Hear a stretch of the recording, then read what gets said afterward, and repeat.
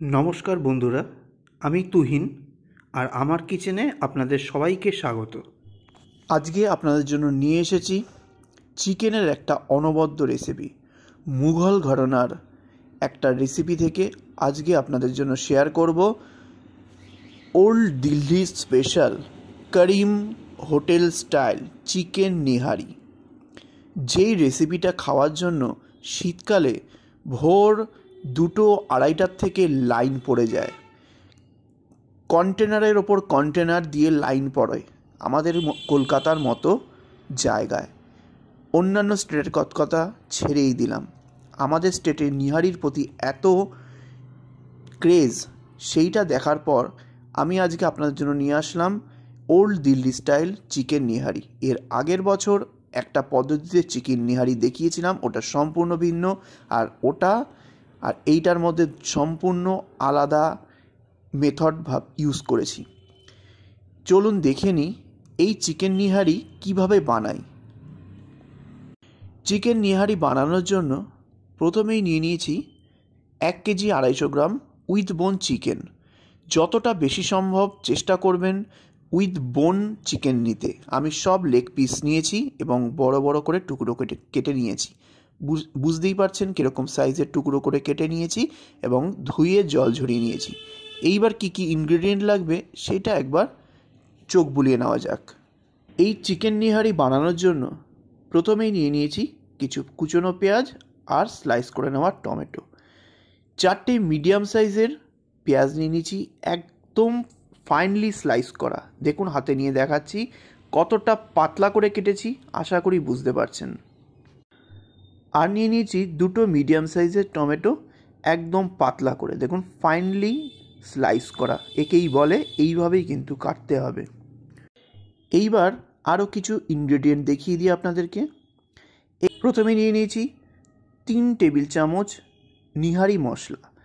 এই নিহারি মশলাটা আমার হোমমেড, আর এই রেসিপি আগের রেসিপির মধ্যে কিন্তু দেওয়া রয়েছে কিভাবে নিহারি মশলা বানাবেন, সেই ভিডিওটাও কিন্তু দেওয়া রয়েছে। ওখান থেকে আপনারা কিন্তু সহজেই পেয়ে যাবেন নিহারি মশলা। এবার নিয়ে নেব একটা হাফ লেবুর টুকরো, নিয়ে নিয়েছি কিছু ধনেপাতা কুচো, আর নিয়ে নিয়েছি জুলিয়ান করে কেটে নেওয়া আদা, একদম পাতলা করে কেটে নেবেন, আর নিয়ে নিয়েছি কিছু লঙ্কা কুচো। এই হলো নিহারির ইনগ্রেডিয়েন্ট। আজকে আমি নিহারি করে দেখাবো চটজলদি recipe, pressure cooker recipe. Pressure কুকারে নিহারি বানানো একদম সহজ। যেই পদ্ধতিতে আপনাদের দেখাচ্ছি সেই পদ্ধতিতে আপনারা কিন্তু মাটনটাও করতে পারেন। এইবার প্রেশার কুকারে দিয়ে দেবো পেঁয়াজ আর টমেটোর স্লাইসগুলো।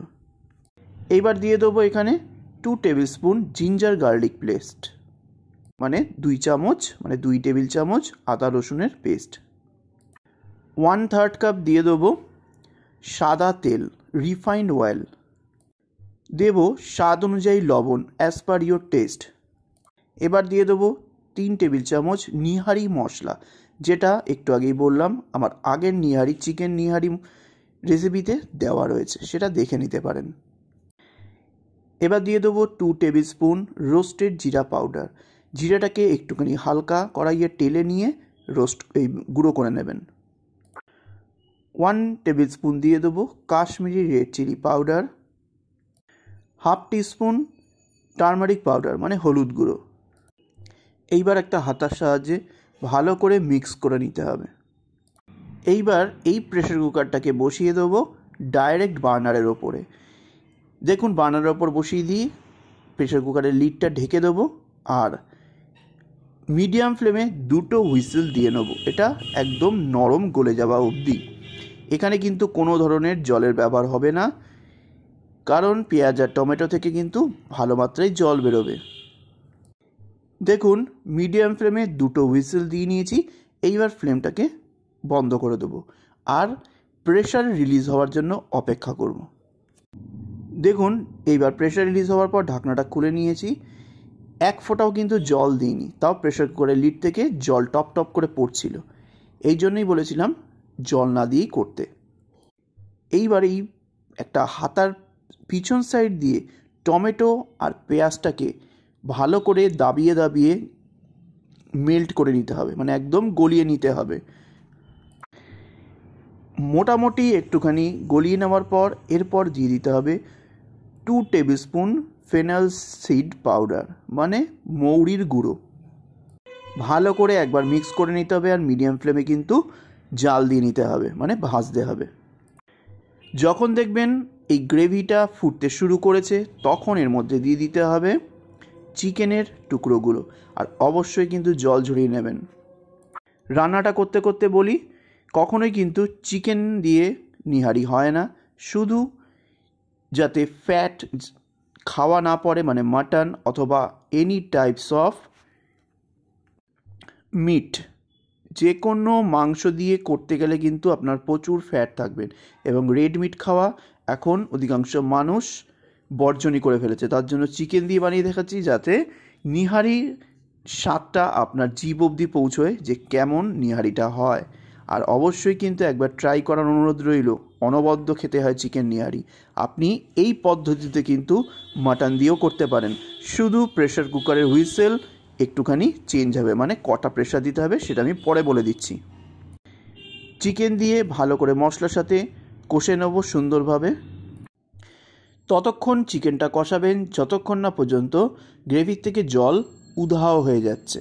সুন্দরভাবে ননস্টপ কষতে হবে আর তেলটা বেরিয়ে আসবে আর চিকেনটা ভালো করে কষা হবে। এরপর দিয়ে দিতে হবে জল। কতটা জল দেবেন? যতটা চিকেন দেখা যাচ্ছে তত অবধি কিন্তু জল দিতে হবে, একদম কানায় কানায়, চিকেনের ওপর অবধি কিন্তু দেবেন না। জলটা দেওয়ার পর প্রেশার কুকারের লিডটা ঢাকা দিয়ে দিতে হবে। এইবার হাই ফ্লেমে 2টো হুইসেল দিয়ে নিতে হবে, একদম মাপ করে 2টো হুইসেল, 2 হুইসেলস। এখানে যদি মাটন ইউজ করেন তাহলে কিন্তু এখানে 4টে হুইসেল দেবেন। মাটনের পিস বেশিরভাগ কিন্তু নাল্লি নেবেন। 4টে হুইসেল দেওয়ার পর লো ফ্লেমে 10 মিনিট রাখবেন, লো ফ্লেমে 10 মিনিট দমে রাখবেন। তারপরে বন্ধ করে দিয়ে প্রেশার কুকারটা খুলবেন, দেখবেন একদম নরম তুলতুলে মখমলে মাটন নিহারি রেডি হয়ে যাচ্ছে। আর এখানে চিকেনের তো কোনো কথাই নেই, তাই 2টো হুইসেল মাত্র। এইবার দেখুন 2টো হুইসেল পড়ে গেছে কথা বলতে বলতে। এইবার প্রেশার কুকারের লিডটা কিন্তু খোলা যাবে না, এখনই বার্নারটা বন্ধ করে দিয়ে প্রেশার কুকারের প্রেশারটা রিলিজ হওয়ার জন্য অপেক্ষা করতে হবে। এইবার প্রেশার রিলিজ হয়ে গেছে, ঢাকনাটা খুলে নেব। ঢাকনাটা খোলার পর দেখুন কালার কীরকম এসেছে, আর যত রোগান আছে, মানে ও যে তেলের অংশটা চিকেনের থেকেও যেটুকু বেরিয়েছে এবং তেল দিয়েছি সেটা কিন্তু ওপরের দিকে ভেসে এসেছে। এতে ভয় পাওয়ার কোনো কারণ নেই, কারণ চিকেন নিহারিতে এই রোগানের অর্থ আলাদাই। কিভাবে এটা সার্ভ করতে হয় শেষ অবধি আপনাদের কিন্তু দেখতেই হবে। এই রোগানটা ওপরে চলে আসাটা খুবই মূল্যবান।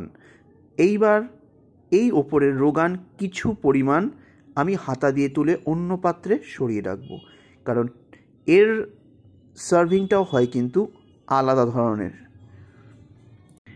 রোগানটা তুলে নিয়েছি, এবার চিকেনটা দেখে নিই। দেখুন চিকেনটা দেখুন, হাত থেকে কিন্তু মাংস খুলে এসেছে, দেখলেই বুঝতে পারবেন চিকেন সেদ্ধ হয়েছে কিনা। আর 2টো সিটি কিন্তু চিকেনের জন্য একদম পারফেক্ট।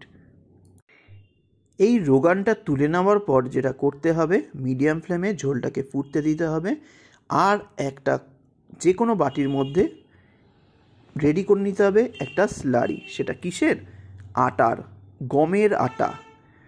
এই আটা 6 চামচ নিয়েছি, নিয়ে জল দিয়ে ভালো করে ঘন পাতলা করে ফেটিয়ে নিয়েছি, করে এইবার এই গ্রেভির মধ্যে দিতে হবে। এটাই কিন্তু নিহারির আসল রহস্য, দিতেই হবে এই জিনিসটা, আটার স্লারি। অল্প অল্প করে দিতে হবে আর ভালো করে মিক্স করতে হবে, না হলে কিন্তু এক জায়গায় থিতিয়ে থাকবে। এবার ভালো করে মিক্স করে নেওয়ার পর ঝোলটাকে ফুটিয়ে নেব। আর নিহারি কিন্তু কখনোই কিন্তু একদম টাইট গ্রেভি হয় না, থকথকে একটা সেমি থিক গ্রেভি হয়, যেটার সাথে রুটি, নান, পরোটা, যে কোনো কুলচা দুর্দান্ত লাগে। এইবার এই গ্রেভিটা যখন সেমি থিক হয়ে গেছে তখন এর মধ্যে দিয়ে দিতে হবে এই কুচিয়ে নেওয়া লঙ্কা আর জুলিয়ান করে রাখা আদা আর ধনেপাতা। এইটা দেওয়ার পর যে কী সুগন্ধ বেরোবে সে আপনাকে বলে বোঝানো যাবে না। 3টে উপকরণকে ভালো করে মিক্স করে নিতে হবে। মিক্স করে নেওয়ার পর যা গন্ধ বেরোচ্ছে সেটা আপনারা বানালেই বুঝতে পারবেন। আমি এখন বুঝতে পারছি কেমন গন্ধ বেরোচ্ছে। এইবার হলো গার্নিশিংয়ের পালা। তখন যদি রোগানটা না তুলতাম আর আটার স্লারিটা দিয়ে দিতাম তাহলে কিন্তু আটা পুরো এই রোগানটাকে খেয়ে নিত, মানে আর খুঁজে পেতেন না। আটা দেওয়ার পর দেখতে পাচ্ছেন একদম নর্মাল ফ্যাট ফ্যাটে একটা টেক্সচার এসে গেছে। ঠিক এর জন্যই রোগানটা তুলে রাখা হয় নিহারি রান্নাতে। এইবার নিহারিটা আমি প্লেটিং করে দিয়েছি, সেটা আলাদা করে দেখালাম না। চিকেনের টুকরোগুলো দিয়ে দিয়েছি। এইবার দিতে হবে যে রোগানটা তুলে রেখেছিলাম সেটাকে ওপর থেকে খুব সুন্দর করে চামচে করে।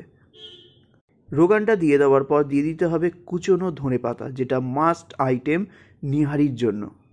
ধনেপাতার ফ্রেশনেসটা নিহারিতে দুর্দান্ত যায়। তারপরে দিয়ে দিতে হবে জুলিয়ান করে আদার টুকরো। প্রতিটা বাইটে এই ধনেপাতা আদার কুচো অনবদ্য লাগবে। বানিয়ে খেয়ে দেখুন, আমার নাম সারা জীবন মনে রাখবেন এত ভালো নিহারি বানিয়ে দেখানোর জন্য। আর দিতে হবে কুচনো কিছু কাঁচা লঙ্কা। এই কাঁচা লঙ্কাটা যখন কামড় পড়বে, এই কাঁচা লঙ্কার একটা ফ্রেশনেস আছে, ঝাল আছে, অনবদ্য লাগে। আর দিয়ে দিতে হবে লেবুর টুকরো। নিহারি যখনই খাবেন লেবু কিন্তু চিপে দিয়ে খাবেন, অথবা নান কুলচা ডুবিয়ে ডুবিয়ে খাবেন। মাংসটাকে ছিঁড়বেন আর লেবুটাকে একটুখানি সেই যে বাইটটা নেবেন তার মধ্যে একটু চিপে নেবেন। স্বর্গীয় অনুভূতি। একবার ট্রাই করে দেখুন আমার এই পদ্ধতিতে।